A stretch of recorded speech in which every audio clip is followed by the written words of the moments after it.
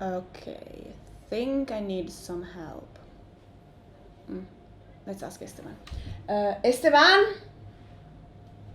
Yes. Oh, hi. Yeah. Hi, Esteban. I need some help.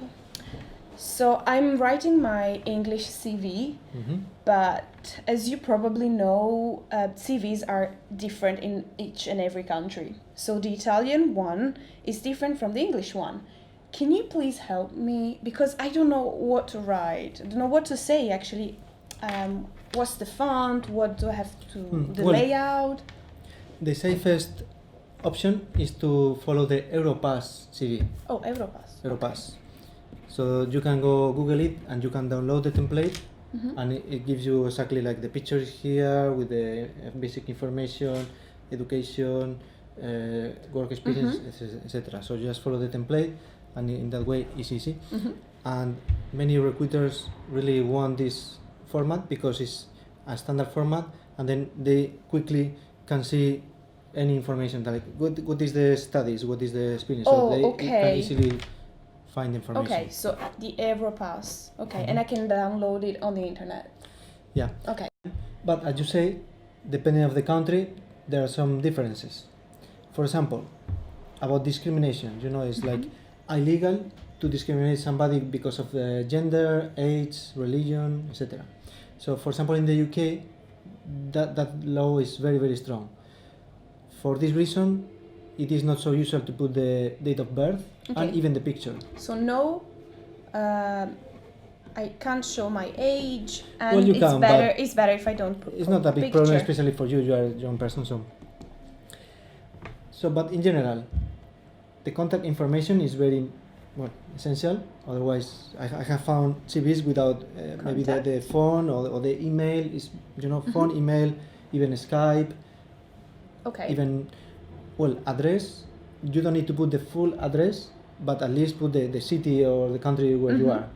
Because some people don't do it, and where are you from? What is your nationality? The nationality is important, for example, for European citizens to work in Europe, right? So. Okay, I'm okay with the details, with the contact details, and I'm fine. But what about the contents? What do I have to write about? About my experiences and how? I don't know. Yeah, the usual order is education. Okay. And then experience, and then some other skills. Okay. And skills, you said. What do you mean by skills? Like, for example, if you are good in public speaking, or you are good in even some, depending of the job, like instruments, playing instruments, maybe that is not so important. Maybe like tools like Photoshop or other like Microsoft Office, these kind of things. Also, it is very important, Giulia, to adapt the CV to the specific job you are applying. Okay. For example, if now you are thinking, I want to look for a job, whatever I can find, and then you are applying for, I don't know, hospitality, and you are applying for marketing. Don't put all your experience in just one CV, everything there. If you are applying for marketing, be very specific with the marketing experience, the studies, etc., all related with that job. And for the other type of job, and you can write some references from other previous employers, or just the sentence like references and the request. So people can, if they want references, they can ask you for references. Okay, good to know that. Okay, didn't know that. Thank you. And that's it, basically. Okay. I think I'm ready. So education, experiences, skills, a bit of my hobbies, the small description of myself, and references. Okay, I think I can do it. Thank you. Yeah, you're very welcome. Thank you. Okay. Hi everyone. Nice to see you all again.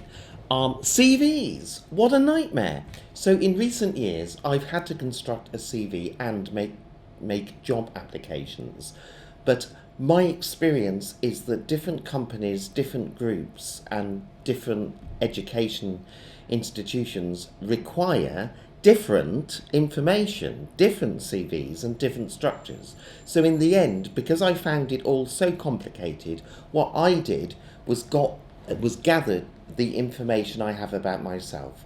So first of all, I constructed my list of educational qualifications in order with the dates.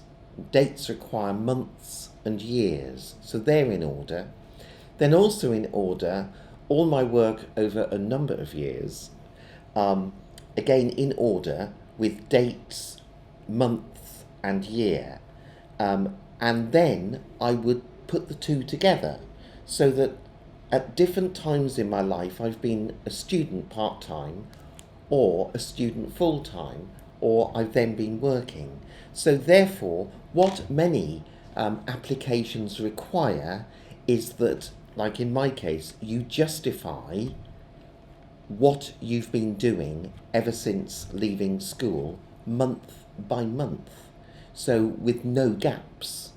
So what if there is a gap, like a gap year, what were you doing in the gap year? You have to fit it in. So there is continuity between employment and education.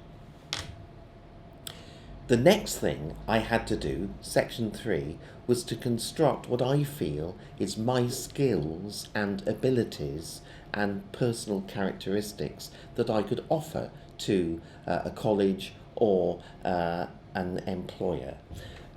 So therefore that's something very personal. What am I offering? And related to that is my hobbies, interests and community commitments.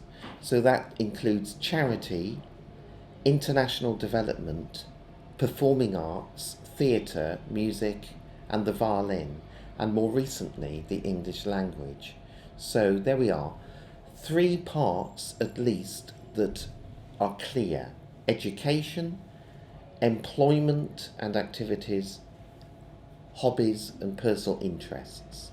So therefore when it came to constructing a CV or filling in an application form specific to a particular company or college, I have all my information at hand and I can lift it out and put it according to the structure that they need, including the option of my references with the very clear details of how those referees can be contacted, or the simple statement, referees by request. Good luck.